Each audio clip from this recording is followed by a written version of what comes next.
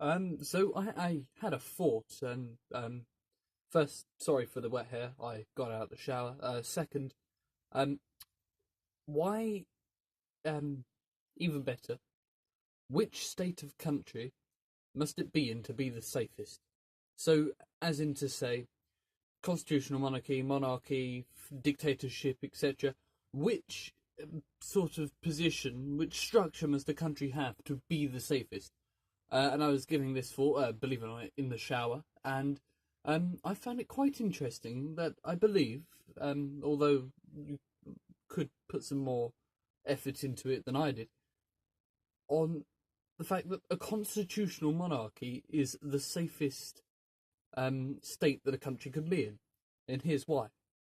If you have a completely monarchical society, a completely monarchical country, as to say that the royal family of said country has absolute power, then it's very easy to topple that power. The 1215 with the Magna Carta, although it wasn't toppled, it was severely damaged. Excuse me. Glorious Revolution, 1688. Okay, it wasn't damaged, but it's very easy to, swiftly put in a ton of parliamentary power. Germany, 1918. All 22 monarchies got completely overthrown by democracy. 1917, autocracy, the Tsar. Again, people's uprising, the Parliament, Duma, goes against them, and it just gets absolutely toppled. It's like having a tower and then putting a great big weighty ball and having it in a very windy condition. It's very hard to maintain complete and utter power. So therefore, an absolute monarchy is not the way to go. And you could argue that this is very similar to a dictatorship in which one person still holds absolute power. So there you go. Monarchical power, dictatorship, not very stable at all. Too much power in too fewer hands. Now, a communist society has never been established, nor has a truly socialist one. I mean, yes, you have socialist aspects, but not a proper socialist / communistic country. So therefore, we can't actually evaluate on what it is. Soviet Union dictatorship, China dictatorship. Honestly, I think the difference between monarchical power and a dictatorship is the fact that a dictatorship can sustain itself through purely oppressive means, such as China and the Soviet Union. Now, a federalized democracy, example, the Weimar Republic, it's good in a sense as it's quite representative of what people want. However, in that you have different federate states. Example, Bavaria and then Prussia and so on, and Baden, and so the individual state governments for those federal states could suddenly decide to part, suddenly decide to we don't want to be a part of this larger federation as a whole. They can completely go against or boycott something that the larger federation wants, and depending on the constitution, if it's quite a weak one, then it's got detrimental consequences. And so therefore, is it stable? Sort of, but not really. On paper, yes. In reality, no, because you've got so many different variations, and it's quite unforeseeing on where states will go. Of course, in on paper, it's meant to be all the states of that federation want what the larger federation want, but in reality, it can be changed quite against that. And so, therefore, we come to our constitutional monarchy. And that constitutional monarchy, well, you've got your figurehead, you've got the one person that all the people look to, e.g. your monarch. That's a good thing.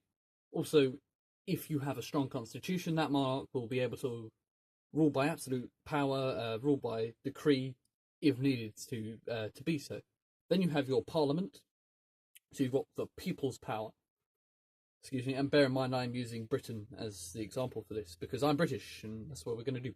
So you've got the monarch who can rule by decree and has ultimately the overall say in terms of laws and all that sort of stuff. You have Parliament, the people's voice, although it's not really the people's voice, it's rich people who say, yes, vote for me, I won't do what I'm saying I'm going to do.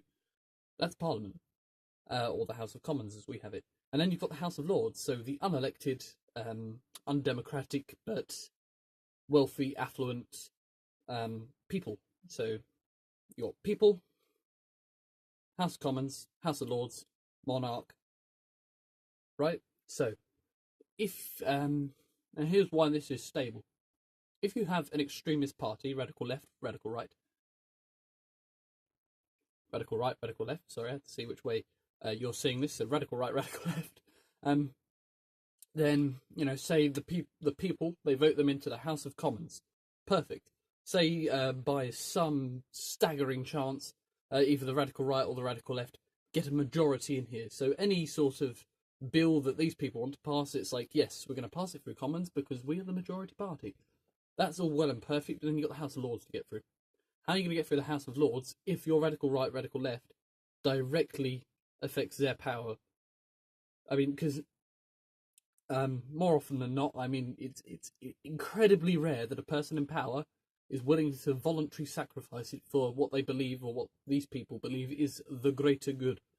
So, these people are not going to let that law go through at all.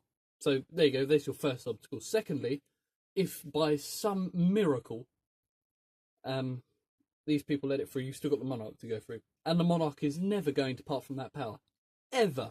Especially in a place like Britain where it's been there for over 1,000 years. Over 1,000 years of monarchical power will not be sacrificed for one 5-year parliamentary party. Now, say if you don't have the House of Lords in some other monarchical, slightly constitutional democracy thing, constitutional monarchy. Say you had that, but you don't have an equivalent of the House of Lords. That's all fine, because still you've got this obstacle of the monarchy who's not going to part from their power. And you've got extreme, well, I mean, I guess you could just overthrow the monarchy if you want, but the likelihood of just one single radical party getting all the people to go against the monarchy is very slim. So that is why a constitutional monarchy is probably the most stable kind of government you can have, because you've got one or two obstacles that are absolute by constitution, and there's really nothing a parliamentary party can actually do. If you've got a federalised country, then it's kind of iffy. It's sort of democracy, but not really. And then if you've got a dictatorship, you're like, okay, just oppress everyone who disagrees. It's fine, hush, hush. And if you've got a monarchical society, it's probably the worst one to have. So yeah, it's my 5-minute shower revelation on which countries are the most stable.